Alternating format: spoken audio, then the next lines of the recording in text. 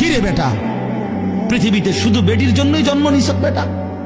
ছি ছি ছি ছি বেটা, বেহায়া কোথাকার, নির্লজ্জ কোথাকার।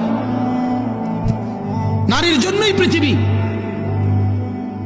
শুধু এই বেডিতে লাগে থাকার জন্যই জীবন। মহান আল্লাহ পাক এমন সুন্দর এক হায়াত দিছে শুধু এই নারীর জন্য না।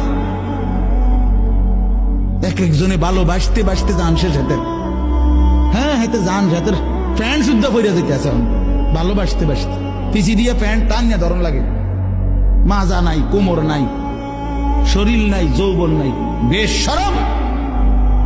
মানে আসল কথা হইল অসভ্যতায়, গুনায় নিজের শরীর, নিজের যৌন সক্ষমতা, শরীরের স্বাস্থ্যগত সমস্ত সক্ষমতা সব শেষ করে দিছে।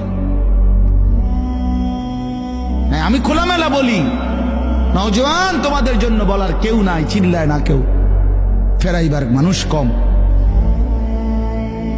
ফেরাই চরিত্র নষ্ট করছ, হারবাল কোম্পানি পোস্টার লাগাইয়া রাখছে। এত পোস্টার কেন হারবালের? হ্যাঁ, লাল পোস্টার এগুলো এত ডিকা। ঘটনা কি?